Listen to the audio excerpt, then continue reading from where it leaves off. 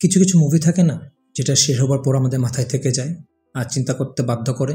আজকের এক্সপ্লেনেশনটা এমন একটা মুভি নেই। আজকে আমরা বলবো মালায়ালাম ক্রাইম থ্রিলার এলা ভিজা পঞ্চিরা মুভির গল্প, যেখানে পাহাড়ের প্রাকৃতিক সৌন্দর্যের ভিতর লুকিয়ে আছে এক ভয়ঙ্কর সত্য। এই মুভির সিনেমাটোগ্রাফি আপনাদের যতটা মুগ্ধ করবে, এই মুভির শেষটা ততটাই ভেতর থেকে নাড়িয়ে দেবে। মুভির শেষটা এমন হবে যা আপনারা ভাবতেও পারবেন না। আর মুভি শেষ হওয়ার পরও আপনারা চিন্তা করবেন, একজন মানুষ কিভাবে এটা করতে পারে। তাহলে চলুন যাই পাহাড়ের প্রাকৃতিক সৌন্দর্যের আড়ালে লুকিয়ে থাকা এক ভয়ঙ্কর সত্যের সন্ধানে। মুভির প্রথম দৃশ্যে আমরা দেখতে পারি একটি কুকুর খাবারের সন্ধানে পাহাড়ে ঘোরাঘুরি করছে। ঘুরতে ঘুরতে কুকুরটি এমন একটি জায়গায় আসে যেখানে পলিথিন দিয়ে কিছুটা ঢাকা ছিল। কুকুরটি পলিথিন সরাতেই আমরা দেখতে পাই একজন মানুষের কাটা পা, আর শরীরের বাকি কোনো অংশ সেখানে ছিল না। এই পাটা কার? এই নৃশংস কাজটা কেই বা করলো?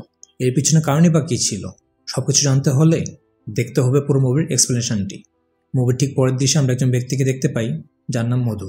সে একজন পুলিশ কনস্টেবল, যে পঞ্জিরা নামক জায়গার ছোট্ট একটি ওয়্যারলেস পুলিশ স্টেশনে কাজ করে, আর যা পাহাড়ের চূড়ায় অবস্থিত। আর এই স্টেশন থেকেই পঞ্জিরা সকল ওয়্যারলেস ওকিটকি যোগাযোগ ব্যবস্থা কন্ট্রোল করা হয়। মধু ছুটি শেষে বাড়ি থেকে পুলিশ স্টেশনে যাওয়ার জন্য একটি গাড়িতে ওঠে। এরপর গাড়ি থেকে নেমে মধু কিছু বাজার করে, কারণ স্টেশনে গিয়ে রান্না করে কিছু তো খেতে হবে। রান্নাটা মধু বেশ ভালোই পারত, আর আসার সময় বাড়ি থেকে সে কিছু মাংস নিয়ে এসেছে।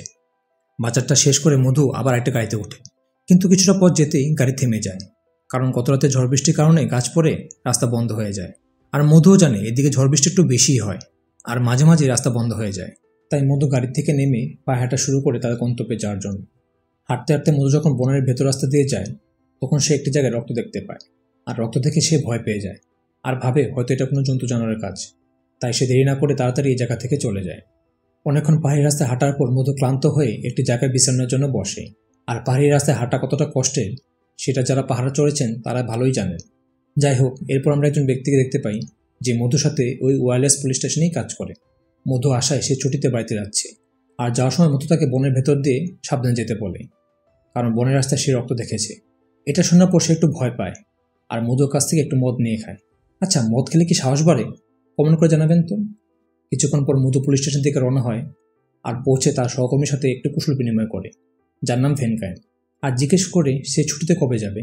ভেনকাইম জানায় সে আগামীকাল চলে যাবে, আর তার জায়গায় প্রভু আসবে। প্রভু এই পুলিশ স্টেশনেই কাজ করে। পরদিন সকালে মধু ঘুম থেকে উঠে চা হাতে নিয়ে বাইরে যায়, আর একজন মহিলাকে দেখতে পায় যার সাথে তার 2 ছেলেও ছিল। মধু বলে এটা রেস্ট্রিক্টেড এরিয়া, ঘোরার জায়গা না, আর তাদের চলে যেতে বলে। তখন ওই মহিলাটি বলে তার স্বামী এই জায়গায় কাজ করতো ঠিক 25 বছর আগে, আর তার স্বামী সবসময় এই জায়গার সৌন্দর্যের কথা বলতো, কিন্তু কখনো সে আসতে পারেনি। এবার একটু সুযোগ পেয়েছে তাই ঘুরতে এসেছে। এটা শোনার পর মধু তাদের কিছু বলে না। কিছুক্ষণ পর আবহাওয়া খারাপ হতে শুরু করে, আর মধু সবাইকে ঘরের ভেতর যেতে বলে। কিন্তু ওই মহিলাটির ছোট ছেলেটি তাদের সাথে ছিল না, কারণ সে গাড়ি চাবি হারিয়ে ফেলে, আর সেটা খুঁজতে খুঁজতে পাহাড়ের অন্যদিকে চলে যায়। হঠাৎ প্রচণ্ড বৃষ্টির সাথে বজ্রপাতও শুরু হয়, আর মহিলাটি তার ছেলের জন্য চিন্তা করতে থাকে, কারণ এখানে বজ্রপাতে অনেক মানুষ মারা যায়। ঠিক তখনই ভয়ঙ্কর একটি বজ্রপাত হয়। এরপরই মহিলাটির বড় ছেলে ঘর থেকে বের হয়ে যায় তার ভাইকে খোঁজার জন্য, আর গিয়ে দেখে তার ভাই বজ্রপাতে মারা গিয়েছে। এর কিছুক্ষণ পর অ্যাম্বুলেন্স এসে ছেলে লাশটি নিয়ে যায়। পরদিন সকালে আমরা প্রভুকে দেখতে পাই। সে মধুকে বন্ধু বলে ডাকে, কারণ একসাথে কাজ করতে করতে তাদের মধ্যে একটা বন্ধুত্বপূর্ণ সম্পর্ক তৈরি হয়েছিল। এরপর প্রভু মধুকে তার বিয়ের নিমন্ত্রণ কার্ডটি দেখায়, আর বলে সামনে তার বিয়ে। অন্যদিকে ভেনকাইম চলে যায় মধু একটু বেশি খুশি, কারণ এবার সে বাড়ি থেকে মাংস রান্না করতে পারবে। কারণ ভেনকাইম ছিল নিরামিষভোজী, সে মাছ মাংস কিছুই খেত না। মধু রান্না শেষ করে প্রভুকে দেয়, আর সেও বসে খাওয়ার জন্য। প্রভু খেয়ে বলে রান্নাটা বেশ ভালোই হয়েছে। কিন্তু হঠাৎ মধু বমি করতে শুরু করে, আর বলে বজ্রপাতে ওই ছেলেটার মৃত্যুর পর থেকে সে কিছুই খেতে পারছে না। এরপর মধু তার সব খাবার এখানে থাকা কুকুরগুলোকে দিয়ে আসে। কিছুক্ষণ পর স্টেশনে একজন সিনিয়র অফিসার আসে, যার নাম যোশী। যোশী আসে ওয়্যারলেস কানেকশন চেক করার জন্য, কারণ গত রাতে ঝড় বৃষ্টির কারণে টেন্টেনা নষ্ট হয়ে যায়, আর যোগাযোগও বিচ্ছিন্ন হয়ে যায়। যোশী কার সাথে কথা বলার জন্য ফোন দেয়, কিন্তু খেয়াল করে মোবাইলের নেটওয়ার্ক কাজ করছে না। এরপর যোশী মধুকে জিজ্ঞেস করে মোবাইল নেটওয়ার্ক কাজ করছে না কেন। তখন মধু বলে, স্যার, এই পাহাড়ি এলাকায় শুধু ওই পাথরের উপরেই নেটওয়ার্ক কাজ করে। তখন যোশী ওই পাথরের উপরে গিয়ে মোবাইলে কার সাথে কথা বলে আর রাগারাগি করে। তখন মধু যোশীর সাথে থাকা পুলিশকে জিজ্ঞেস করে, স্যার এত রাগারাগি করছে কেন? তখন ওই পুলিশ মধুকে বলে যোশীর ওয়াইফ তার গাড়ির ড্রাইভারের সাথে পালিয়ে গিয়েছে। এরপর থেকে তার স্বভাব এমন খিটখিটে। তারপর হঠাৎ ওয়াকিটকিতে খবর আসে একটি জায়গায় একজন মহিলার কাটা হাত পাওয়া গিয়েছে। এটা শোনার পর যোশী আর তার সাথে থাকা সব পুলিশ অফিসার সাথে সাথে ওই জায়গা থেকে চলে যায়।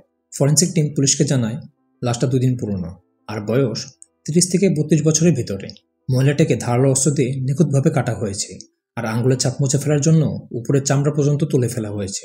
একবার চিন্তা করুন তো, কাজটা কি ভয়ঙ্কর। ওইদিকে মধু আর প্রভু খাবার খেতে বসেছে। প্রভু মধু রান্না করা মাংস দিয়ে মজা করে খেলো, মধু ভাত খাচ্ছে কলা দিয়ে, কারণ সে এখনো ওই ছেলে লাশটার কথা বলতে পারেনি। ঠিক তখনই ওয়াকিটকিতে আমরা শুনতে পাই যে একজন মানুষের অন্ত্র আর শরীরের অন্যান্য অংশ পঞ্জিরার বিভিন্ন এলাকা পাওয়া গিয়েছে। এটা শোনার পর প্রভু আর বাকি খাবার খেতে পারে না, আর খাবারগুলো বাইরের কুকুরকে দিতে যায়, আর গিয়ে দেখে কুকুরগুলো মাটি তুলে ফেলছে। তখন প্রভু কুকুরগুলোকে সরিয়ে দেয়, আর দেখে একটি কাটা হাত ওই মাটিতে কেউ পুঁতে রেখেছে। এটা দেখে প্রভু ভয় পেয়ে যায়, কিন্তু প্রভু হঠাৎ রোদের ছাইতে দেখতে পায় কেউ তার দিকে গুলি তাক করে আছে। প্রভু বুঝতে পারে যে এই হাতটা যে মাটিতে পুঁতে রেখেছে সেই তার মাথায় বন্দুক তাক করে আছে, আর সেটা কেউ নয় বরং তার বন্ধু মধু। কিন্তু মধু যেন বুঝতে না পারে সে হাতটা দেখেছে, তাই সে হাতে কোথাও উল্লেখ না করে হাতটি মাটি চাপা দিয়ে দেয় আর তার উপর একটি পাথর রেখে দেয়।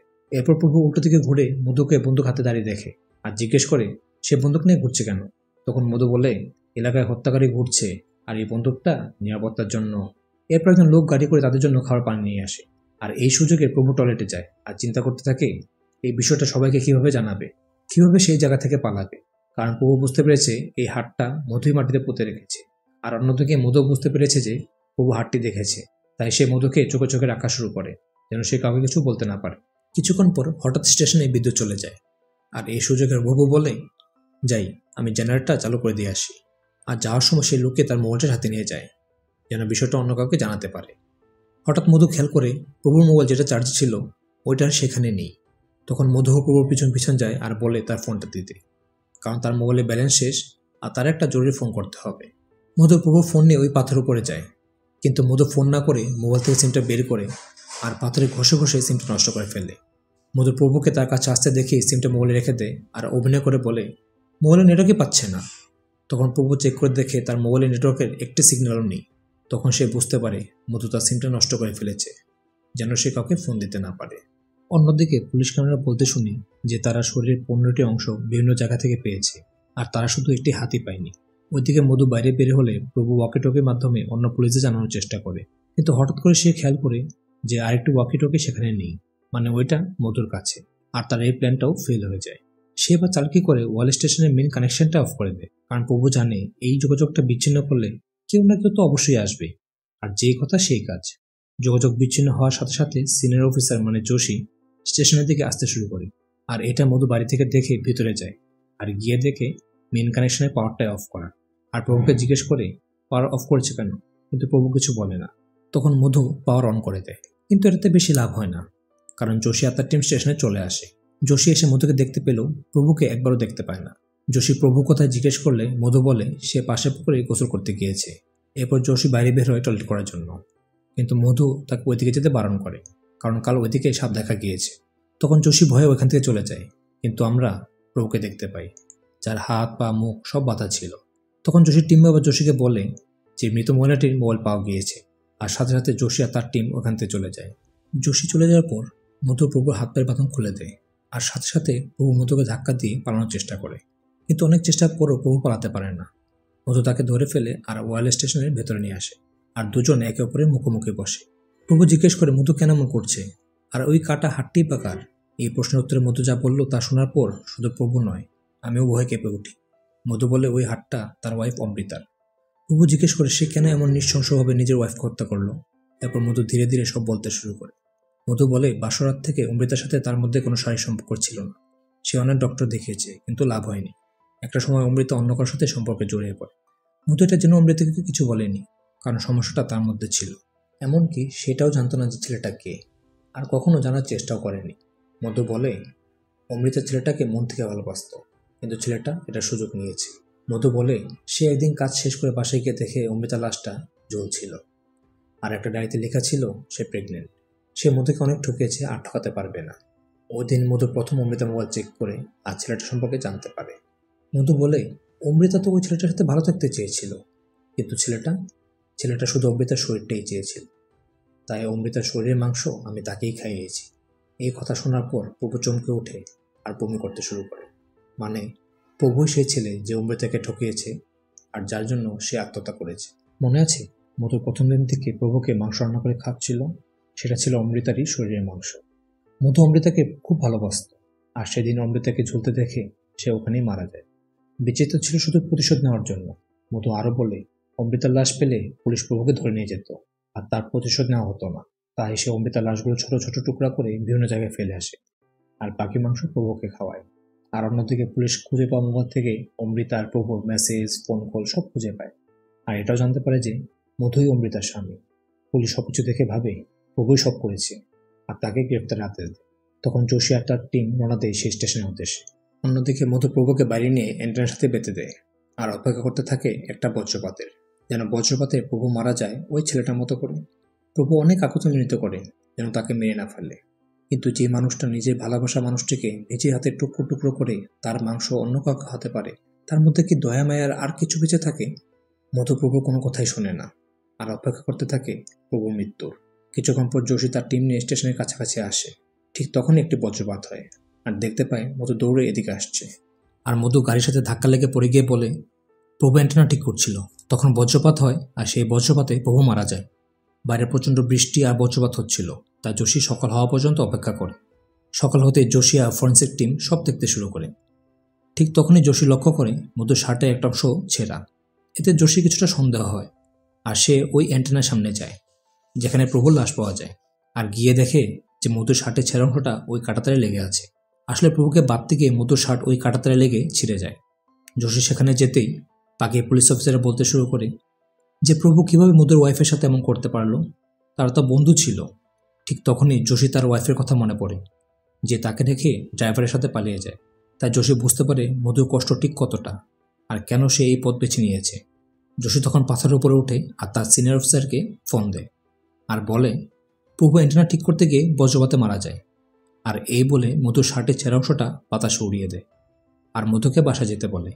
এরপর মধু ব্যাগ গুছিয়ে বাড়ির দিকে রওনা হয়, আর কুকুরগুলো তার পিছনে। আর এখানেই মুভিটি শেষ হয়।